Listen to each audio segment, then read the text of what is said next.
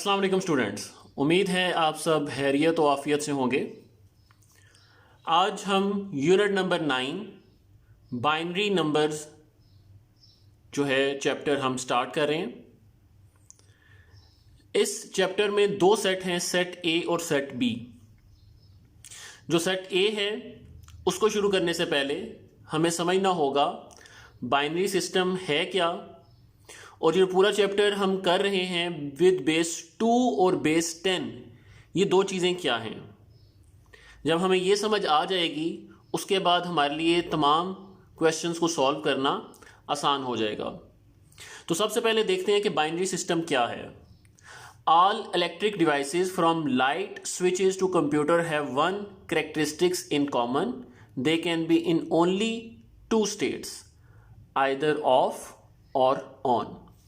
यानी कंप्यूटर हो, इलेक्ट्रिसिटी हो, इलेक्ट्रिक डिवाइसेस हो, इनको दो ही चीज़ों का पता है, यानी ये दो ही स्टेट्स को जानती हैं, या ऑफ या ऑन।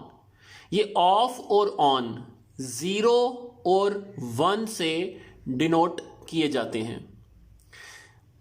तो सिंपल वर्ड्स में ये कंप्यूटर हो या कोई भी इलेक्ट्रिक डिवाइस हो, इनको किसी भी नंबर की समझ नहीं है। इनको कोई भी चीज़ समझाई जो जाती है वो 0 और 1 की वैल्यू में होते हैं। यानी रिमोट्स हो या कोई भी इलेक्ट्रिक डिवाइस हो, 0 और 1, ये 0 और 1 जो हैं हमारे बाइनरी नंबर्स हैं। अब बेस 2 क्या होती है और बेस 10 क्या होती है वो आपको बताते हैं। अब बेस 2 को समझने के लिए आपको ये समझना होगा कि बेस 2 में सिर्फ दो ही नंबर्स यूज किए जा सकते हैं, या 0 या 1। इसके अलावा दुनिया का हम कोई नंबर यूज नहीं कर सकते 0 और 1 के अलावा। एग्जाम्पल के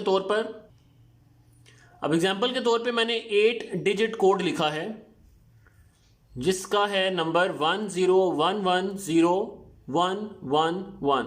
ये जो 8 डिजिट कोड मैंने लिखा है ये या 0 में मैंने लिखा है या 1 में, यानी इसके अंदर 0 और 1 के अलावा आप कोई भी नंबर इस्तेमाल नहीं कर सकते। इसी तरह बेस 10 को अगर आप देखें तो बेस 10 के अंदर 10 नंबर्स जो इस्तेमाल हुए हैं, 0 1 2 3 4 5 6 7 8 और 9। ये जो 10 नंबर हैं ये दुनिया का कोई भी नंबर बना देते हैं। यानी बेस 10 को यूज करते हुए हम दुनिया का कोई भी नंबर लिख सकते हैं। एग्जाम्पल के तौर पर 8960। अब ये नंबर इन 10 जो कैरेक्टरिस्टिक हैं इनकी मदद से बन सकता है, या इसके अलावा कोई भी एग्जांपल ले लें, दुनिया का कोई भी नंबर उठा लें, वो इन 10 डिजिट्स की मदद से यानी 0 to 9 ही इस्तेमाल करते हुए बन सकता है। अब हम क्वेश्चंस की तरफ आते हैं जिसमें हम आज दो तरह के क्वेश्चंस करेंगे, यानी बेस 2 को बेस 10 में कन्वर्ट करेंगे और बेस 10 को बेस 2 में कन्वर्ट करेंगे। अब क्वेश्चन नंबर 1 है हमारा, कन्वर्ट बेस 10 टू बेस 2। यानी हमारे पास दुनिया का कोई भी ऐसा नंबर होगा जिसके अंदर 0 से लेकर 9 तक नंबर्स की फिगर होगी और उसको हमने कन्वर्ट करना है 0 और 1 की लैंग्वेज में, यानी बेस 2 की लैंग्वेज में। अब उसके लिए हमारा पहला सवाल है 19 नंबर, ये बेस 10 का नंबर है और इसको हमने बेस 2 में कन्वर्ट करना है। अच्छा, इस क्वेश्चन को सॉल्व करने से पहले आपको एक चीज बता दूं कि जिस तरीके से हम क्वेश्चन को सॉल्व करेंगे, तो मेथड है, the first method of converting a number from base 10 to base 2 is to divide successfully by 2। तो जो 19 है इसको हम बेस 2 यानी नंबर 2 के साथ डिवाइड करेंगे, यानी जितने भी नंबर बेस 10 के हैं हम बेस 2 नंबर के साथ ही डिवाइड किया करेंगे।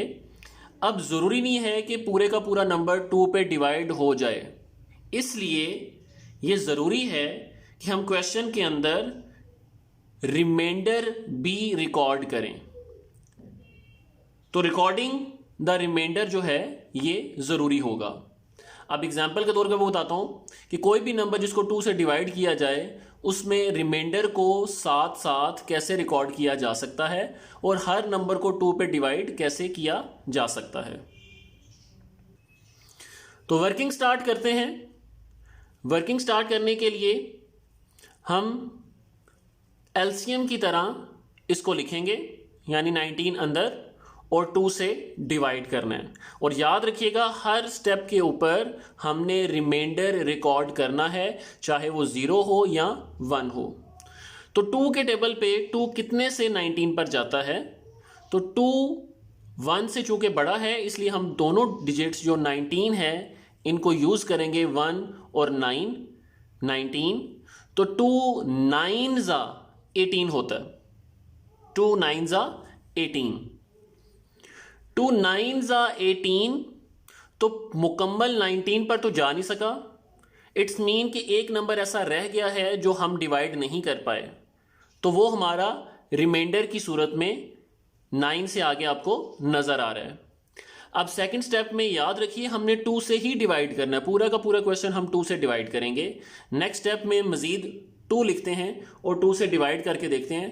तो 2 4 जा 8, यानी 9 पे अगर हम नहीं जा सकते तो उससे हम बड़ा नंबर पे भी नहीं जाएंगे, यानी 2 5 जा 10 नहीं करेंगे, या हम एग्जैक्ट उस नंबर पे पहुंचेंगे या उससे एक स्टेप पीछे। तो 2 4 जा 8, 2 4 जा 8 होता है। तो एक नंबर फिर हमारा बच गया रिमाइंडर में जो हमने 4 के साइड पर लिख दिया। नेक्स्ट स्टेप फिर हम 2 से डिवाइड करेंगे। तो नेक्स्ट स्टेप में जब 2 से दोबारा हम नंबर डिवाइड करेंगे तो 2 2 जा 4। अब ये मुकम्मल डिवाइड हुआ है, 2 2 जा 4, तो कोई भी रिमाइंडर नहीं बचता। तो इसको हम किस तरीके से लिखेंगे, 2 2 जा 4 और हमारा रिमाइंडर आया 0। अब नेक्स्ट स्टेप हम फिर दोबारा 2 से डिवाइड करेंगे, 2 1 जा 2, रिमाइंडर क्या आया 0, कुछ भी नहीं बचा। तो 2 1 जा 2, रिमाइंडर 0 के बाद हमारा क्वेश्चन सॉल्व हो गया है, क्योंकि 1 के ऊपर कोई टेबल भी नहीं जाएगा उसको डिवाइड करने के लिए। और चूंकि हमने पूरे का पूरा क्वेश्चन जो है 2 पे डिवाइड करना है तो 1 2 से इस वक्त छोटा हो चुका है। अब हमारे पास जो आंसर है इसको हम किस तरीके से लिखेंगे। तो याद रखिए बाइनरी नंबर में जब आंसर आ जाए, यानी बेस 2 में जब आंसर आ जाए तो हम उनके रिमाइंडर्स का आंसर बनाते हैं, और इसको लिखने की तरतीब जो है वो किस तरीके से है वो आपको सिखाते हैं जी। तो जो रिमाइंडर्स हमारे पास मौजूद हैं उनको आपने नीचे से स्टार्ट करना है, यानी सबसे आखिर में जो नंबर बच गया था रिमाइंडर में वो था 1, हमारा आंसर वहां से शुरू होगा और उधर से लेकर हम ऊपर तरफ आएंगे, उसमें जितने भी हमारे रिमाइंडर्स हैं उन सब को तरतीब से लिख देंगे। यानी सबसे आखिर में आया रिमाइंडर 1, उससे पहले रिमाइंडर आया था 0, उससे पहले रिमाइंडर आया था 0, उससे पहले रिमाइंडर आया था 1 और उससे पहले रिमाइंडर आया था 1। इनकी तरतीब को हमने लिख दिया 1 0 0 1 और 1 विद बेस 2। चूंकि अब ये आंसर बेस 2 में है तो बेस 2 हमें साथ लगाना पड़ेगी। अब ये हमारा एक एग्जाम्पल के तौर पे क्वेश्चन मुकम्मल हो गया है। एक मज़ीद क्वेश्चन करते हैं, और अगर इसके अंदर आपको मज़ीद कोई बात की समझ ना आए तो आप बाद में पूछ सकते हैं।